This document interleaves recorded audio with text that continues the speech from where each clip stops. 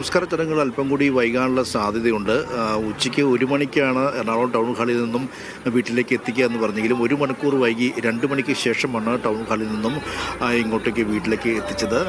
അവിടെ പക്ഷേ ടൗൺ ഹാളിലെ 2 മണി സമയത്ത് പോലും ആളുകൾ എത്തിക്കൊണ്ടിരിക്കുകയായിരുന്നു. നിരവധി പേർ വീണ്ടും കാണാതെ ഇങ്ങോട്ടേക്ക് വീട്ടിലേക്ക് പിന്നെ അവിടെ നിന്നും വരികയാണ് ഉണ്ടായത്.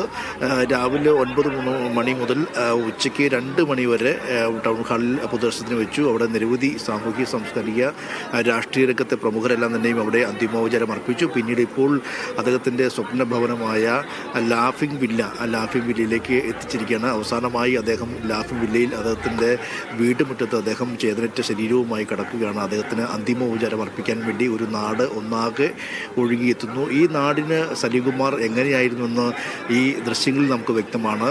ഇപ്പോഴും ആളുകൾ ഇങ്ങനെ ഒഴുകിയെത്തിക്കൊണ്ടിരിക്കുകയാണ്. ചെറിയൊരു ഇടവഴിയാണ് ഇദ്ദേഹത്തിൻ്റെ വീട്ടിലേക്ക് വരാൻ വേണ്ടി. ആ ഇടവഴി ആകെ ഗതാഗതക്കുരുക്കാണ്.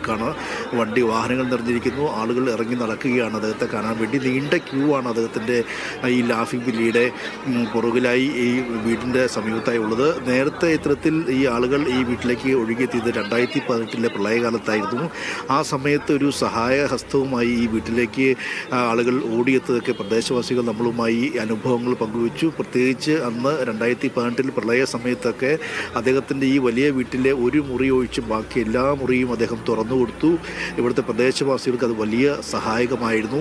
അവരെല്ലാം തന്നെയും ഇവിടെ എത്തി. ഈ പ്രളയകാലത്തൊക്കെ വേണമെങ്കിൽ തനിക്ക് സ്വന്തം രക്ഷ നേടിക്കൊണ്ട് ഇവിടെ നിന്ന് മാറാമായിരുന്നു. പക്ഷേ എന്നിട്ടും സലീംകുമാർ ഈ നാട്ടുകാർക്കൊപ്പം അവർക്ക് കൈത്താങ്ങായി അദ്ദേഹം ഈ വീട്ടിൽ നിന്നു. അവർക്കെല്ലാം തന്നെയും സഹായമായി അദ്ദേഹം ഇവിടെ ഉണ്ടായിരുന്നു. അദ്ദേഹത്തിൻ്റെ എല്ലാ മുറികളും അദ്ദേഹം തുറന്നു കൊടുത്തു. അങ്ങനെ ഒരു സ്നേഹം, ആ സ്നേഹപ്രകടനം അദ്ദേഹം സാധാരണ ഒരു സെലിബ്രിറ്റി, ഒരു താരപരിവേഷമായിരുന്നില്ല ഈ നാട്ടുകാർക്ക് സലീംകുമാർ.